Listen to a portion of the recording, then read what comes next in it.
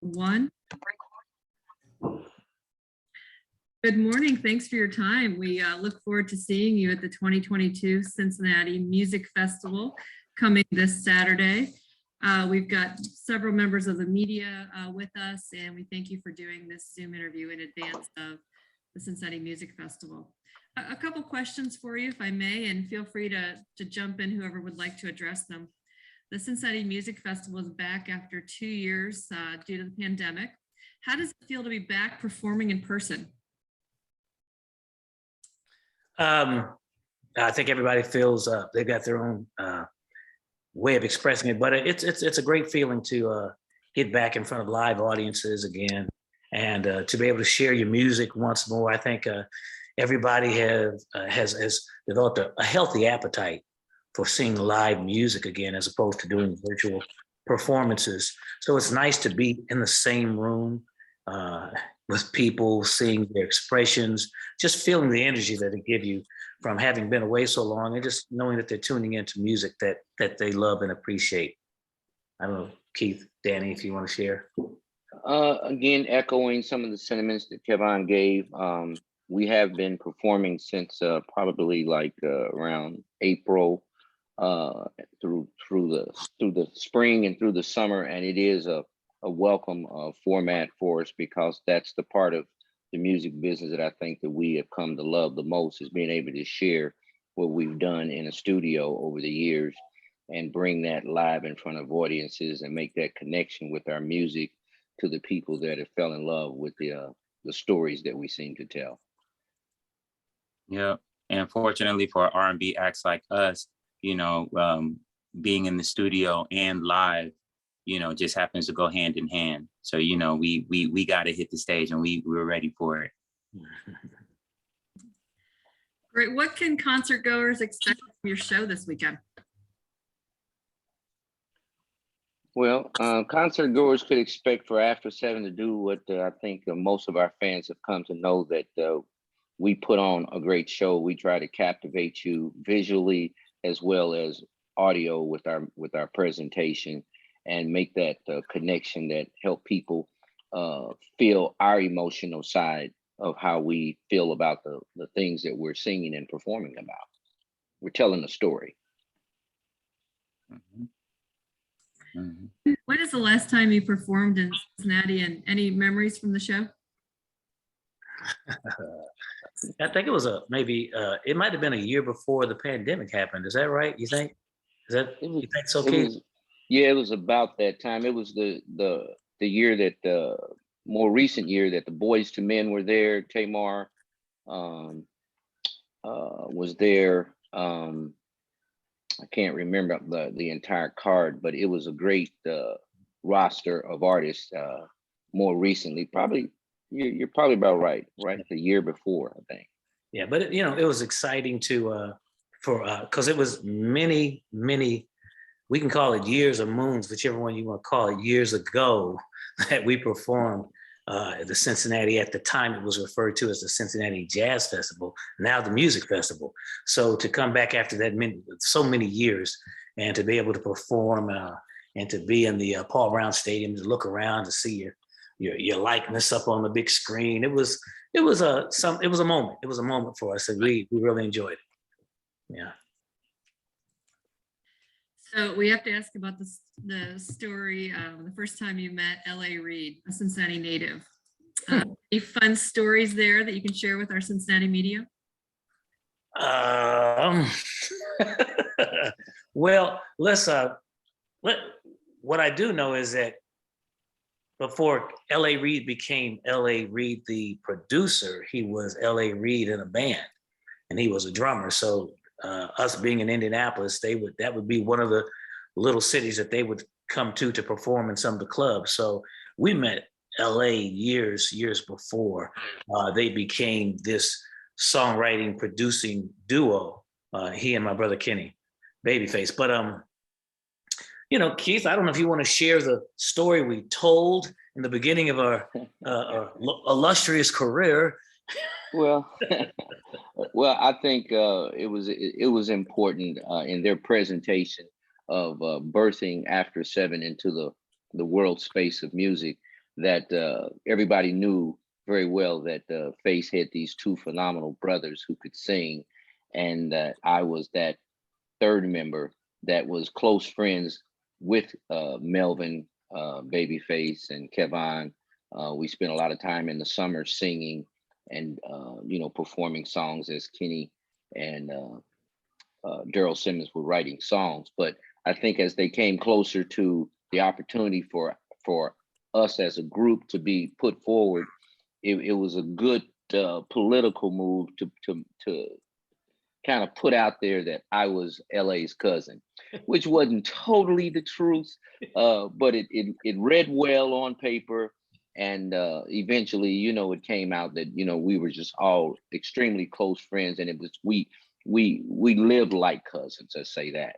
And, but on paper, it wasn't totally true, but the love and the affection for each other and for the music definitely played well for the magazines and newspapers. Yes. Thank you. I'll go to the media questions now, gentlemen. What musical acts inspired the After Seven sound? Wow. I'm Kevon. I'd have to tell you that I loved the stand-up male vocal groups, of course. I love the stylistics. I love the spinners. Oh, I love the spinners. The whispers were also influenced. I mean, Keith and I and Melvin and I used to do covers of the whispers before we actually got into the industry. When we would sing it, you may not know what these are called, gong shows. I don't know if you recall what those are, but anyway, we used to perform gong shows and take the money at the end of the night, but we would perform a lot of the songs from groups that inspired us, that influenced us. But it wasn't just the stand-up male vocal groups. There was the Donny Hathaways, the Stevie Wonders, the Gladys Knight, Marvin Gaye, everybody that was part of that musical push in the early days was the music that we fell in love with, that made us want to do what it is that we do today. So we know that we stand on the shoulders of those who came before us, and had it not been for them, we may not have been inspired to do what it is that we're doing today. Name one thing that has remained the same throughout this entire time for After Seven. Got any thoughts on that, Mr. Mitchell? I think just the consistency of a passionate approach to how we record our music, which was led by Babyface and Daryl Simmons, as well as LA in the studio, and they just gave us the pathway to develop what After Seven became vocally, and we just followed their vision, and the success that they had gave you the confidence that they're taking you in the right direction. And we just moved forward and owned it and carried it forward as we got with different producers and different songwriters. That same sense of perfection and believability, the emotional side of interpreting what the writer was trying to deliver, we tried to carry that forward. And I think the success of that is what has kind of been able to sustain us over these years. Is there a favorite song that After Seven has recorded, and can each member give us their answer? Well, it's easy. That's the easy one. Ready or Not, that's our flagship song. It was, there are memories attached to that song. It was one of the first songs that Babyface had penned that had us come. We were out in LA. We were fresh from Keith in Chicago, Melvin in Indianapolis. I'm in Indianapolis, and we all, picked up and went to LA. And we were there for about a month and a half before we actually got started. And my brother Kenny had us come over to his house up in Hollywood Hills, I think it was, and called us in there. I think it was a Sunday morning, sunny, nice, beautiful sunny day. And he gave us the melody and the lyrics of Ready or Not. And it is really probably the one song for me, I think, that defines who we are, the sound of After Seven, the trade-off between Melvin and myself, the lush harmonies, a story that goes along with it hand in hand, that I can't think there's anything else that really says After Seven better than Ready or Not. I kind of have to agree, but we do have some other songs that established the sound of After Seven. Baby, I'm for real, which again, that song, Daryl Simmons came up with the concept of us doing that cover song, which enabled each one of us to participate in the vocal performance of that song, and the dynamics of the trade-off between Melvin and Kevon again echoed what Ready or Not, that imprint was carried forward. And you know, Ready or Not was like the blueprint, and then it was just carried forward and became a signature of what After Seven did. But yeah, I think Baby I'm for Real kind of helped to support what we did with Ready or Not. What do you think, Danny? Well, Oh, looks like we lost Danny, so, oh, yeah, Danny. here I he think comes that- back in. I think he got scared of the question. I don't know. We'll let him come back in here. You back, Danny? Oh yeah. Don't be afraid of that question. What do you got? What do you got for us? Well, the answer for me is it just has to be it has to be Ready or Not. It's made such a impact on all our lives, including the fans of After Seven, and you can't run away from it. Every show, you're gonna get an angry fan or two if you don't sing that song. So, you know, that's just like you said, it was a flagship song. Yeah. Andy, we'll stay with you. What does Sky High mean? Well, to clarify, a friend of mine, an old friend of mine, gave me the name. We used to do shows together in Boston all the time, and that's where I grew up. And what do you call it? One day he was like, "You know what? That's what I'm gonna call you, man. I'm gonna call you Sky High." I was like, "What's that have to do with me?" He was like, "Well, it's because on the street, on every day, you're just a regular person, but once you get on stage, you turn into a whole different person. You go into the stratosphere. So I'm gonna call you Sky High." So I was like,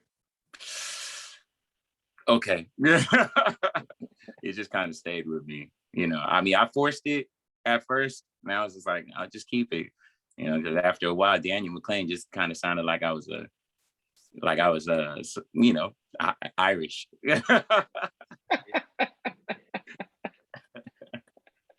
But yeah, that's the story. That's the story. Another question, which other group would you have liked to work with back in the day?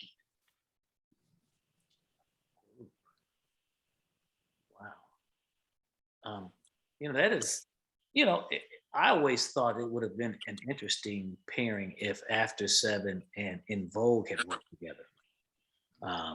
But you know, you very seldom, if ever, see groups work together.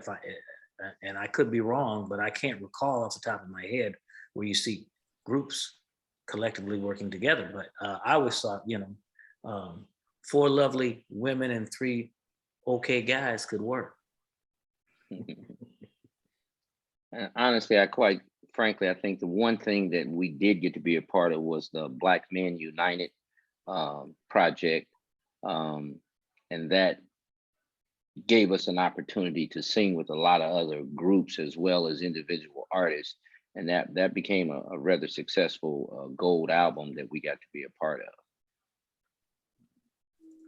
And gentlemen, last question. What has given you the ability to have the longevity as a group? Could you ask that question again? I'm sorry. What has given you the ability to have longevity as a group?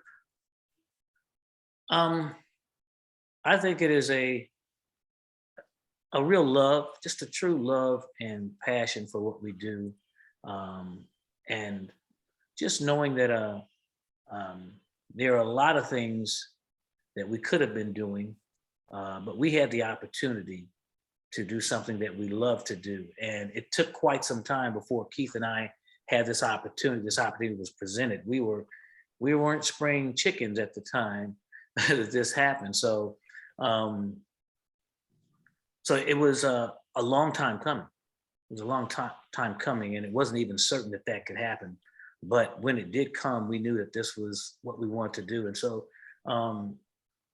when you wait on and pray for and long to do something and the opportunity finally comes, you learn to manage it, to take care of it, and appreciate it. And I think that's what we've done over the years. There was a hiatus that we had, of course, but that love for what we do is still very, very present, very prevalent in how we approach our music and how we entertain today. So I think, just a strong love for music and having the opportunity to do it is, I think, what keeps us here today. Gentlemen, thank you for your time. We look forward to seeing you on the Cincinnati Music Festival stage on Saturday. And media, I will send this link out to your email later this morning. So again, safe travels to Cincinnati. Thank you so much. Thank you. Look Thank forward to you. it. Okay, bye-bye. Bye-bye. Bye.